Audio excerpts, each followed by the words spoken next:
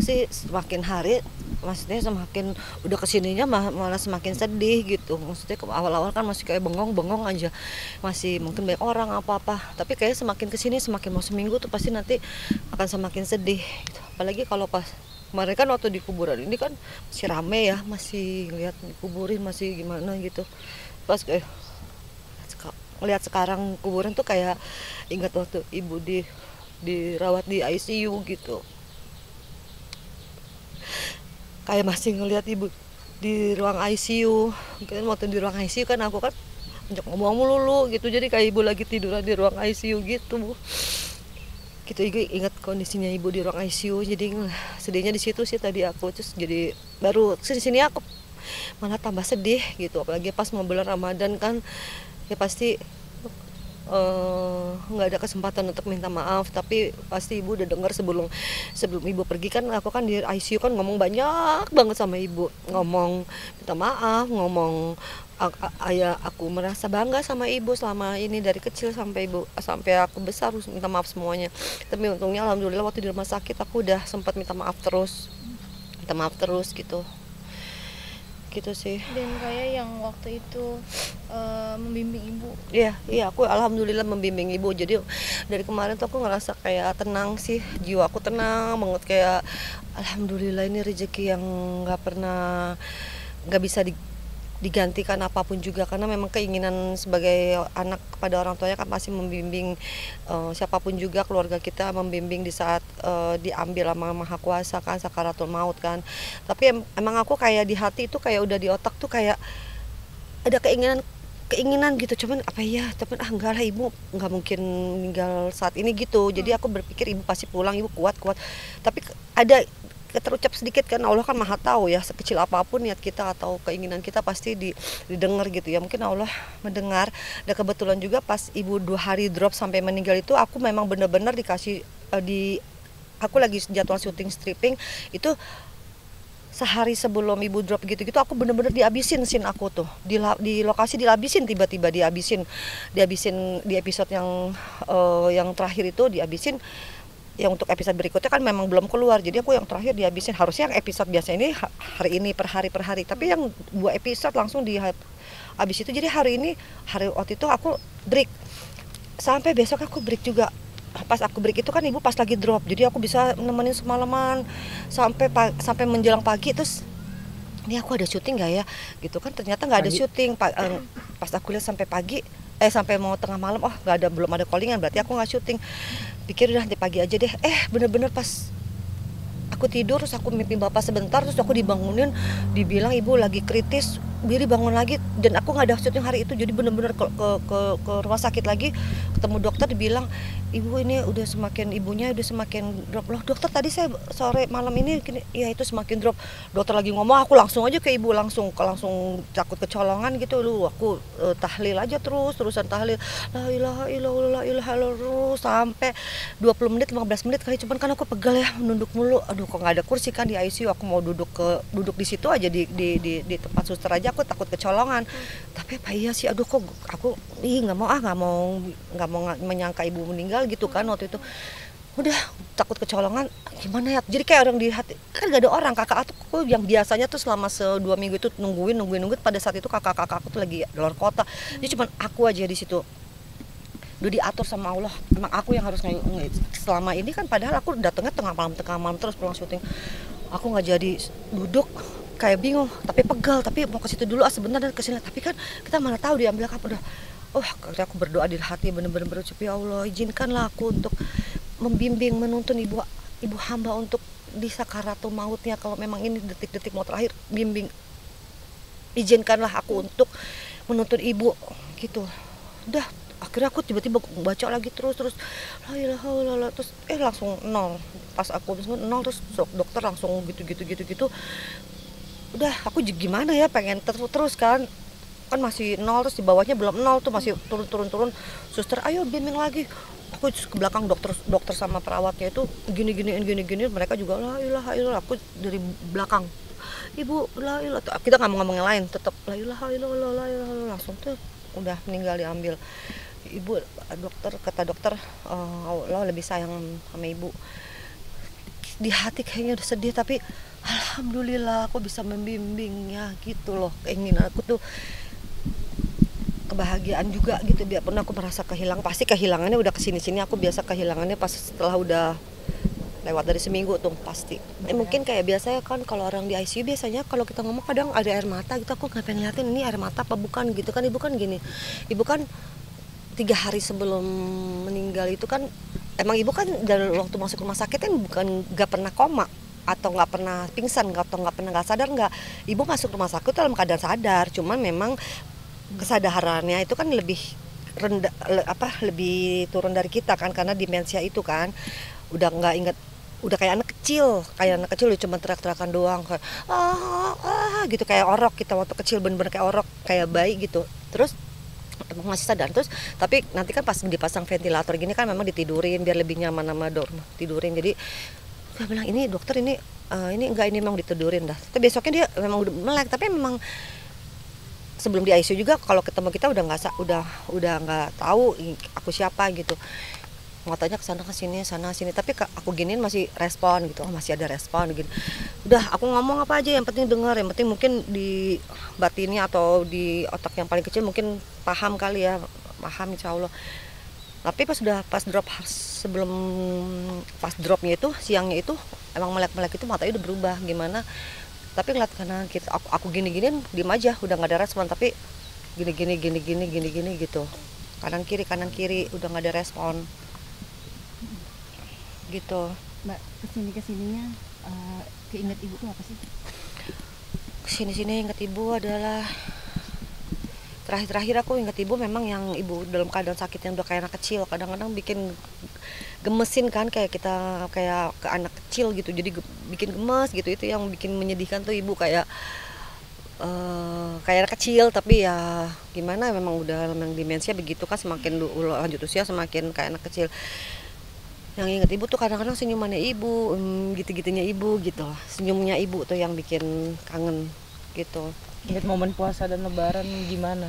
Iya, Mbak sama ibu. Kalau momen lebaran pasti kan waktu tahun lalu kan ibu sudah demensia kan, udah mulai menurun. Itu memang kita udah merasa kehilangan ibu secara jiwa ya, karena udah nggak kenal. Kalau secara fisik sih masih ada gitu kan. Dia juga nggak tahu saat itu lebaran, nggak tahu juga. Cuma tetap kita sungkem apa-apa, tapi 2 tahun lah ibu udah mulai yang kayak lupa-lupa, jadi nggak ada momen yang kita berkebersamaan gitu, nggak ada.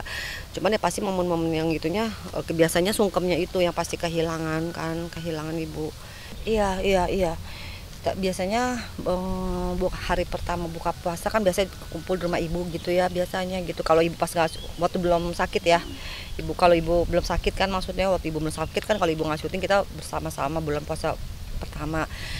Tapi ya udah, sekarang memang harus kita kuatkan untuk kita mengingat, emang semua orang pasti akan mengalami kehilangan seseorang gitu, ada momen-momen yang hilang gitu aja sih aku yang bisa. Oh ya udah, semua orang emang begitu, pasti kita akan mengalami kehilangan. Jadi tahun ini berbeda sekali ya, maksudnya. Iya berbeda sih. Biasa Tapi kalau momen sebelum puasa tuh ngapain? nggak ada ngapa-ngapain sih, kita Sekarang memang harus ke makam. sekarang harus ke makam sini kan, biasanya kan ke makam juga kan, ke ayah sama adik aku kan, sekarang ke makam sini. Ibu kan orangnya cuman yang nggak terlalu banyak kamu harus ini nggak gitu, cuman yang ya udah baik-baik kamu ya, baik-baik gini ya, maafin ibu gitu-gitu aja sih, maafin gitu-gitu aja sih, nggak ada yang momen ngomong banyak, karena kan anaknya juga berentannya mau sungkem, kalau satu-satu ngomong pasti banyak kan. Cuman momennya cuman ya maafin ibu ya nak ya, gitu-gitu tuh yang di telinga, maafin ibu ya nak ya, ibu juga minta maaf ya nak, gitu-gitu tuh yang nginget pasti. Hari ini ke makam sendirian? Apa, Kak? Sama ya, aku sendiri tadi dari syuting kan, aku dari syuting langsung ke sini dari kesempatan karena nanti mau ada syuting lagi sore, jadi tadi kesini dulu karena udah mau puasa kan. Untuk saudara-saudara yang lain udah berganti-gantian, kakak aku, adik aku kemarin kan, kita nggak bisa satu barengan karena kan dari jadwal masing-masing kan beda-beda kan. Sebelumnya ada firasat gak, Kak, sebelum ibu udah meninggal? Nggak ada firasat, tapi aku mimpi bapak aku kan, malam sebelum aku ke rumah sakit lagi, aku mimpi bapak aku almarhum kayak senyum cakep banget, terus kayak bapak aku masih muda gitu, kumisan, terus mukanya bersih gitu, terus senyum aja kayak di depan pagar kayak pagar rumah aku, senyum aja gitu. Terus aku langsung lihat gini, terus aku langsung kayak naik bangku gitu, itu bapak ya sampai gitu-gitu. Jadi depan aku kayak rame-rame hitam. Terus bapak tiba-tiba nongol gitu, terus naik kursi gitu ceritanya. Aku itu bapak ya bapak. Terus tiba-tiba pas kaki aku diginiin kan, dibangun pas ibu kritis, aku pikir aku jatuh dari kursi yang aku itu bapak tiba-tiba jatuh. Terus ternyata aku dibangunin, kaki aku pas dibangunin sama rumah, ayo ke rumah sakit, ibu kritis. Udah langsung kayak masih mimpi, kok bisa mimpi bapak tapi kok kayak gue jatuh. Ternyata dibangunin, itu mimpi bapak terakhir. Terus di rumah sakit ibu meninggal. Bapak Allah nyuruh aku untuk mendampingi ibu, bapak senyum sama aku untuk bangun gitu. Ibu kamu yang iniin gitu loh kayaknya kalau bercerita begitu. Tahu bisa begitu. Aku tiba-tiba di kerjaannya diselesain saat itu, aku bisa ngedampingin dua hari sampai meninggal. Yang selama ini aku nggak sampai yang nginep itu nggak bisa, karena nggak bisa. Tiba-tiba malam-malam dimimpin bapak senyum kayak gitu aja. Aku dibangun, hah, meninggal. Tahu deh kayaknya memang aku yang suruh kamu nih yang iniin ibu gitu loh. Tapi Mbak nanti akan lebaran seperti apa sih tahun ini dengan saudara-saudara, kakak Ya adik biasa gitu? aja sih, paling kita ke sini ya kan. Terus ke kakak, mungkin ke rumah ibu, karena kan rumah ibu dekat sama ini kan. Biasanya sih ngumpul di rumah kakak pertama. Cuman karena memang ibu udah di sini, ya pasti ke sini paling ngumpul di rumah ibu karena dekat makam kan. Mimpi setelah ini udah ada belum sih mimpi ibu? Belum. Aku aja masih belum mau mengingat yang gitu gimana gitu, takut kalau nangis tuh bisa sampai asam lambung mau naik apa mau muntah. Jadi aku tuh kalau mau sedih tuh nggak mau yang mau nahan gitu, nggak mau terlalu sedih banget, takut nggak bisa berhenti nangis. Jadi kayak aku lihat foto video-video ibu di IG aku kan ada atau apa, udah pas udah mulai muka ibu, ntar dulu aku lihat dulu, ntar aja deh, nggak mau sedih, belum sedih gimana banget. Kak, kan wajah kakak mirip banget nih sama ibunda. Kadang-kadang kalau ngelihat kayak cermin gitu, ada kayak ngelihat ibunda nggak gitu? Kayak melihat diri sendiri juga kayak ngelihat ibunda. Iya, kalau di TV, kalau aku ngeliat aku di TV gitu, iya mirip. Kadang-kadang ibu dulu kan suka bilang, iya mirip ya. Terus kita ngaca, emang kita mirip ya gitu sama ibu dulu. Emang kita mirip gitu. Tapi ya kalau memang dilihat emang mirip juga kalau ngeliat ibu muda. Kalau aku ngeliat aku di TV sendiri kok iya kayak ibu gitu. Kadang anak aku aja kalau lagi ngeliat aku di sini tuh kirain nenek gitu sih. Enggak lah, kita kalau kayak gitu kita sepakat untuk ya udah berbagi aja sesuai dengan hukum agama atau di notaris kan udah diatur semuanya kan. Ngapain kita ngatur lu segini, enggak. Dari kita semua dari dulu juga semua sertifikat atau aset ibu atau apa udah notaris yang ngatur kan. Jadi kita sesuai dengan itu aja. Sudah ada wasiat atau memang yang dituliskan ibu dan bapak atau gimana sih? Nggak ada sih, ibu sama bapak nggak ada. Cuman kan memang kalau orang tua meninggal ya asetnya ya pasti udah milik hak waris kan, hak ahli waris kan. Ya gitu aja sih, tapi kita nggak kepikiran tiba-tiba aduh ibu punya ini, kita nggak ada yang kayak begitu sih, nggak ada sih. Cuman ya otomatis kan pasti akan dibagi kan, itu ya urusan ke notaris aja deh. Kita nggak, kan kita tahu apa yang punya ibu kan, mana apa di mana tuh tahu lah gitu kan. Sertifikat juga kita tahu ada di notaris gitu. Tapi pernah ada omongan nggak ibu ketika semasa hidup gitu, nanti nggak ada, kamu dapat ini nggak ada sih, nggak ada. Cuman kita kalau kayak gitu mah bagi rata, bagi sesuai dengan agama aja gitu udah. Tapi punten, ibu punya anak berapa sih kak? Berarti tinggal 5 kan sekarang. Tadi kan 6 kan tinggal 5. Perempuan semua, laki-laki kan? Laki-laki 2, perempuan 3 sekarang. Yang pertama berarti Kak Nina. Kedua Tita, baru aku. Terus 2 aku cowok gitu. Sudah. Berarti menjaga itu semua ya kak, maksudnya udah jangan sampai ya enggak gitu aja apa waris begitu kan. Sebenarnya kalau aku ya itu kan uang, bukan yang uang gimana ibaratnya kan, kalau di maksudnya kayak begitu sih. Semua kan ada hukum, berdasarkan hukum aja atau berdasarkan hukum agama gitu. Kita nggak bagi-bagi. Mungkin momen apa nih yang paling membekas bersama ibunda, mungkin sebelum demensia ataupun pas sudah kena demensia gitu? Momen-momennya yang membekas sih kalau aku mungkin momen-momen zaman dulu masih suka syuting bareng. Kemarin tiba-tiba ingat waktu syuting di luar kota zaman dulu kan, suka aku jadi anak, ibu jadi ibu gitu kan. Jadi lokasi syuting gimana gitu karena kan kalau kalau nggak bersyuting bareng kan memang kita jarang berketemu sama ibu yang kayak ibu dan anak pada umumnya yang di rumah gitu-gitu kan. Kita dari kecil emang selalu nggak punya quality time yang banyak seperti, karena ibu kan memang bekerja syuting dari kita kecil kan, dari kita SD udah, dari kita lahir ibaratnya udah kerja seni gitu kan, syuting zaman dulu apalagi kan sering ya nggak pulang karena di luar kota. Jadi kalau jadi momen-momen itu kalau misalnya kita suka diajak ke lokasi syuting gitu, atau kalau yang bisa berlama-lama, bisa berbulan-bulan, berdua bulan, aku pas lagi syuting bareng gitu bisa bersama bareng. Kalau nggak lebih dari itu ya gitu-gitu aja sih gitu.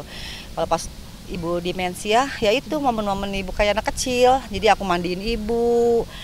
Waktu sebelum pakai suster ibu, ya aku mandiin ibu gitu-gitu, keramasin tuh kayak. Jadi aku kemarin ibu gini, aku langsung ya Allah, ini ibu dulu ngurus kita begini nih, sekarang aku ngurus ibu begini, mandiin, pampersin, terus ibu tiba-tiba nangis teriak-teriakan gini, ini dulu aku begini nih waktu orok nih gitu. Jadi aku udah alhamdulillah bisa ngerawat ibu sebagaimana waktu ibu ngerawat aku waktu masih kecil gitu kan. Pasti semua orang pasti merasa kurang-kurang aja ya, aku juga merasa kurang, aduh aku merasa kayak masih, mungkin ibu udah puas dengan aku atau adik aku, kakak aku, kehidupan masing-masing gitu. Kayak aku udah merasa puas dengan aku misal, tapi kan aku merasa kurang aja, merasa apa, ibu udah bahagia belum sih sama aku gitu. Tapi aku merasa bahagia karena kan aku waktu nikah dulu kan aku punya anak lama kan, 6 tahun baru punya anak. Itu aku senang, alhamdulillah, untung aku dikasih anak sama Allah pas ibu masih ada gitu. Ibu kan itu sangat mengharapkan anak dari aku, karena yang lain kakak aku, adik aku aja udah pada anak-anak, aku tuh belum dulu. Jadi tahu kan dia lama banget punya anaknya, jadi pas 6 tahun punya anak itu seneng banget. Jadi ada aku bilang, iya Ibu Nani seneng banget pas Mbak Cahaya waktu itu mau lahiran atau hamil, bilang dia lagi syuting stripping, jadi bilang tuh anak saya mau itu tuh Cahaya hamil, anak saya tuh Cahaya mau lahiran, dia ngomongin terus.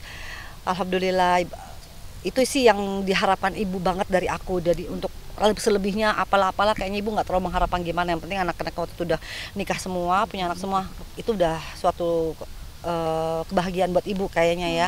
Cuman kalau sebagai anak ya pasti masih kurang aja, masih kurang kayaknya, pengen gimanain ibu lagi, lebih happy lagi, atau lebih pengen ngajak ibu jalan-jalan kemana-kemana ke seluruh dunia kalau bisa gitu. Cuman kan waktunya ibu kan juga bukannya waktu yang, bukan orang sibuk, ibu kan selama hidupnya kan berhenti kan kerja, ibu pas demensia kan. Jadi memang kita pengennya sih ada momen jalan-jalan, cuman ya dari ibu sendiri nggak bisa waktunya. Mbak Cahaya, berarti ini terakhir momen Ramadan kali ini akan jadi paling berbeda ya?